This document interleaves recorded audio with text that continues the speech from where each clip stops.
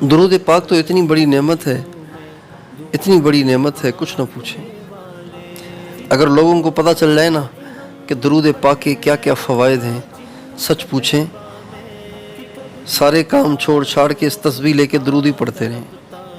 اتنے فوائد ہیں اس کے، دنیا میں بھی آخرت میں بھی۔ حضرت ابی بن کعب رضی اللہ عنہ ہمارے نبی کے صحابی ہیں، صحابہ میں سب سے بڑے قاری ہیں، عالم بھی ہیں، قاری بھی ہیں۔ انہوں نے نبی پاک علیہ السلام سے کہا، یا رسول اللہ میں نے کچھ وقت مقرر کیا ہے انفرادی اعمال کے لیے، اوراد اور وظائف کے لیے، اب میں یہ سوچ رہا ہوں کہ کتنا درود پاک کو ٹائم دوں اور کتنا باقی وظیفوں کو ٹائم دوں۔ ایسے کر لوں کہ چوتھائی حصہ وہ درود پاک پڑھ لوں، باقی جو 3 حصے ہیں اس میں باقی دوسرے ورد وظیفے پڑھ لوں۔ آپ علیہ السلام نے فرمایا بہت اچھی بات ہے، لیکن اگر بڑھاؤ تو زیادہ بہتر ہے۔ کہا جی پھر آدھا کر لوں، آدھا درود آدھا باقی وظائف۔ فرمایا اچھی بات ہے، بڑھاؤ گے تو تمہیں فائدہ ہوگا۔ کہا جی پھر 2/3 کر لوں، 2/3 درود پاک، صرف 1/3 باقی سارے ورد اور وظائف۔ آپ نے فرمایا اچھی بات ہے، لیکن بڑھاؤ تو تمہارے لیے زیادہ بہتر ہے۔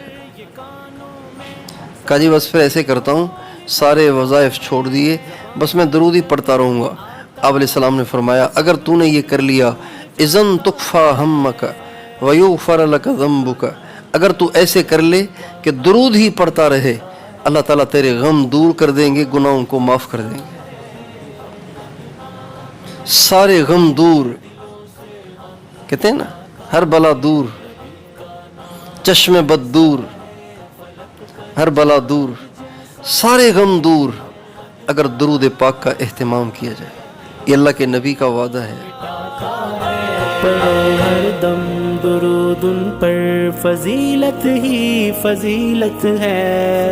اللہم صلی علی محمد وعلی آل محمد کما صلیت علی ابراہیم وعلی آل ابراہیم انک حمید مجید۔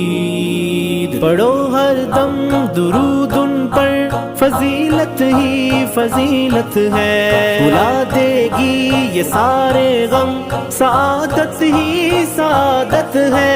سیاہی دل کے پردوں کی خدا پھر دور کر دے گا، چھپا لے گا پھر رحمت میں، بلائیں دور کر دے گا۔ نبی کا نام ایسا ہے، فلک پر چاند جیسا ہے، محمد نام